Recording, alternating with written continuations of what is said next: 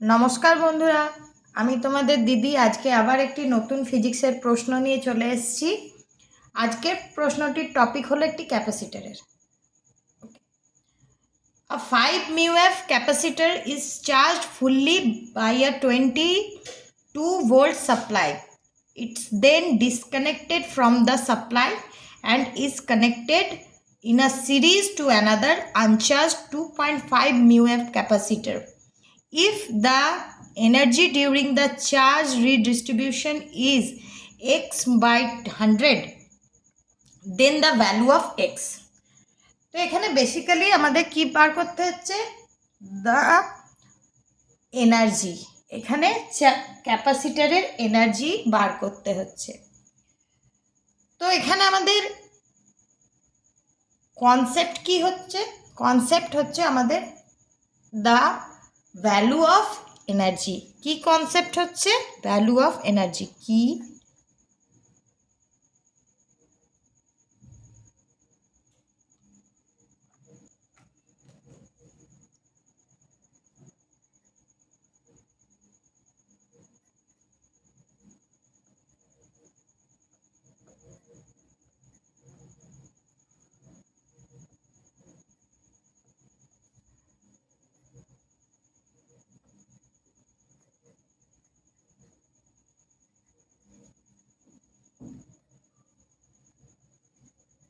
কি তাই তো, এখানে কি কি কনসেপ্ট এটাই লাগছে।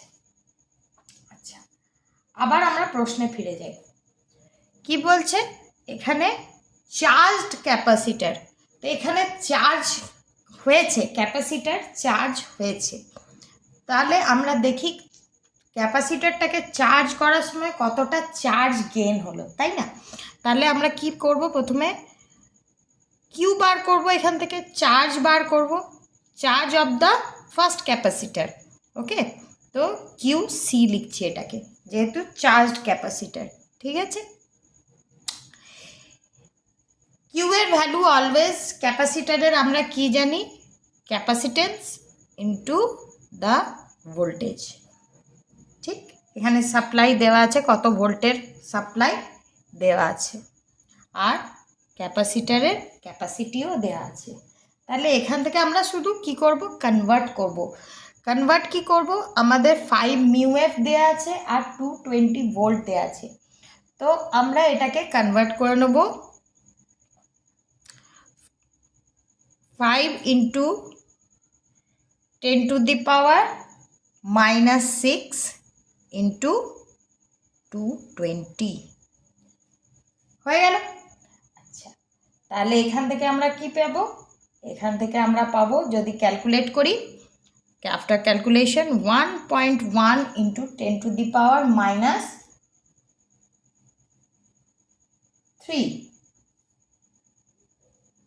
ওকে।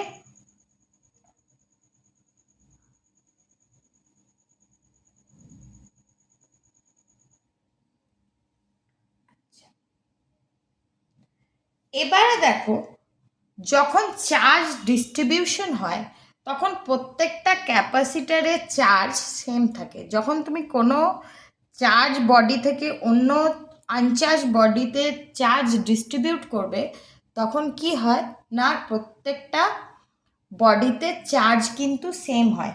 তার মানে আমরা বলতে পারি Q is equal to Q C is equal to Q C dash. Okay, তাহলে যখন আমাদের এই জিনিসটাই 2Qতে কনভার্ট করব, 2Q মানে হচ্ছে, বলছি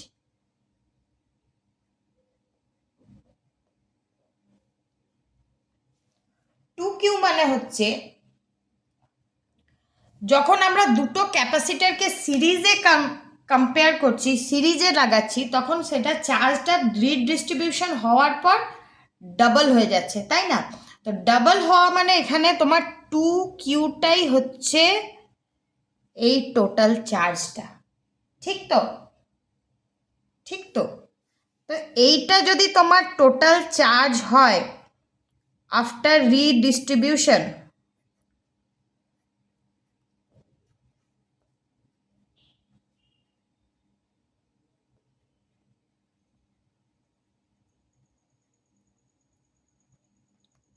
তাহলে এখান থেকে আমরা পার্টিকুলারলি চার্জড আর আনচার্জড বডি আফটার রিডিস্ট্রিবিউশন কতটা চার্জ আমরা পাচ্ছি সেটা পেয়ে যাব। ঠিক, তো কিউ ইজিক্যাল টু কি দাঁড়িয়ে যাবে তোমার,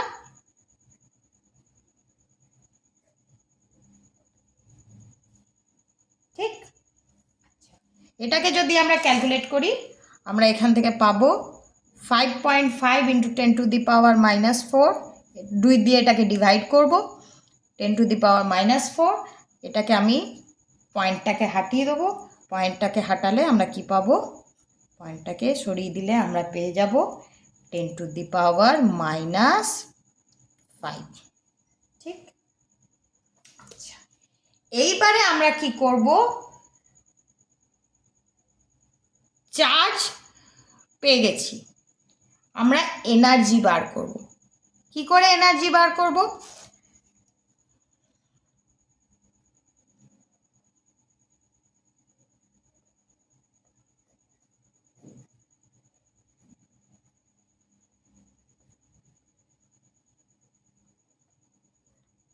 প্রথমে আমাদের বার করতে হবে energy after connection to the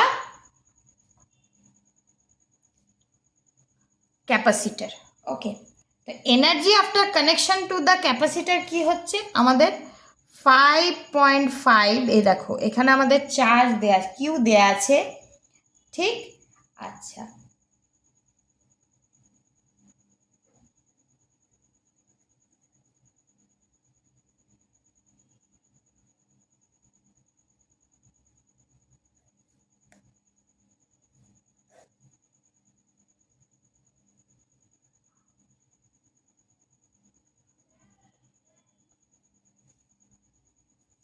এটা হলো তোমার E1। ওকে, কিভাবে বার করলাম, আমরা বার করলাম q square by 2 into C.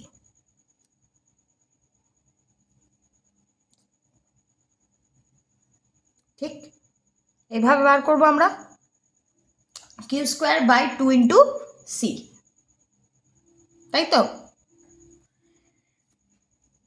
এইবারে আমরা যদি এটাকে ক্যালকুলেট করি কত পাবো আমরা, ডাইরেক্টলি আমি ক্যালকুলেট করে বলে দিচ্ছি তোমাকে, এখানে আমরা পাবো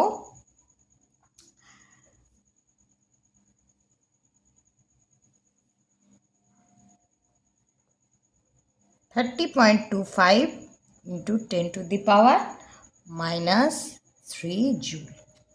ঠিক, সিমিলারলি আরেকটা যেটা আছে তার এগেনস্টে আমরা কত পাবো, তার এগেনস্টে আমরা পাবো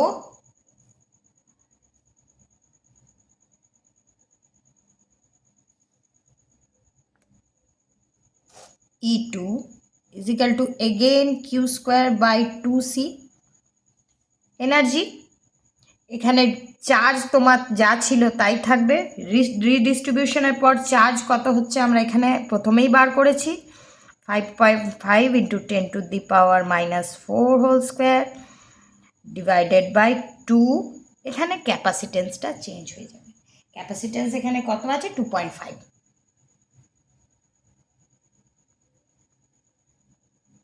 ঠিক আছে, এটাকে আমরা ক্যালকুলেট করলে পাবো 6.25 ইন্টু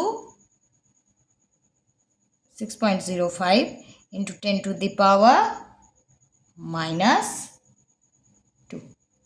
ওকে, আচ্ছা এই তো গেল আমাদের individual charge, individual energy, individual charge. তাহলে এখান থেকে আমরা এক্স এর ভ্যালুটা কি করে পাবো, তাই তো। তাহলে আমাদের এখানে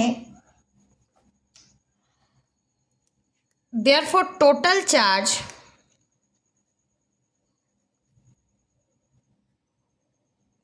energy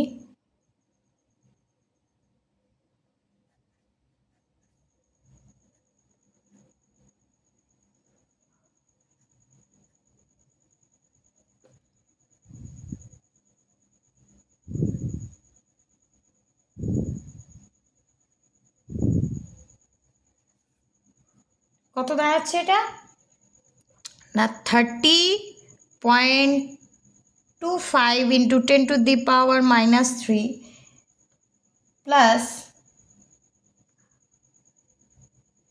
6.05 into 10 to the power minus 2, এগুলোকে আমরা একটু ভেঙে নেব। ভেঙে নিলে আমাদের পাওয়া যাবে 0.09075 জুল। ঠিক, আচ্ছা, এবারে আমাদের আরেকটা জিনিস বার করতে হবে। ইনিশিয়ালি স্টোরড এনার্জি কত ছিল যখন এটা কানেক্টেড ছিল না ফার্স্ট ক্যাপাসিটারে, তখন আমাদের চার্জ কি ছিল? Initially before the charge distribution আমাদের কিউ টোটাল ছিল, বার করেছি আমরা 11 into 10 to the power minus 4। সেখান থেকে আমরা এনার্জি ইনিশিয়াল বার করব। এনার্জি ইনিশিয়াল আমাদের কত হবে?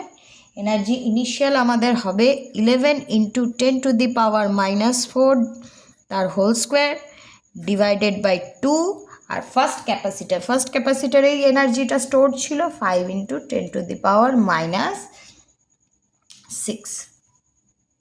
ওকে, এটাকে যদি আমরা ক্যালকুলেট করলে আমরা পাবো 0.121 জুল। ঠিক আছে, আচ্ছা, তো এখান থেকে আমরা এনার্জির লস গেইন যাই বলো কতটা হলো সেটা আমরা এখান থেকেই পেয়ে যাব। ঠিক, তাহলে আমরা ওটাকে ডেল্টা ই লিখতে পারি, কারণ আমাদের এখানে এনার্জিটা চেঞ্জ হচ্ছে। Delta E is equal two আমরা কত পেয়ে যাব? এটাকে ধরে নাও ই ফাইনাল, ঠিক, আর এটা ই ইনিশিয়াল মাইনাস ই ফাইনাল, তাই তো? ডেল্টা ই তাই হয়। তো এখানে আমাদের কত হচ্ছে? 0.121 মাইনাস 0.09075 জুল। ঠিক, ক্যালকুলেট করলে আমরা কত পাবো? ক্যালকুলেট করলে আমরা পাবো 0.03025। ক্যালকুলেট করলে আমরা এটা পাচ্ছি। এবারে তোমাকে প্রশ্নে দেওয়া আছে x/100 delta E is equal two, আমাদের গিভেন হচ্ছে x/100 ইজ ইকুয়াল টু, আমরা তাহলে ডাইরেক্ট 0.03025 ডাইরেক্টলি লিখতে পারবো। এখান থেকে আমরা এক্সের ভ্যালু বার করব। এক্সের ভ্যালু যদি বার করি এর সাথে মাল্টিপ্লাই হয়ে যাবে 100 ডাইরেক্টলি।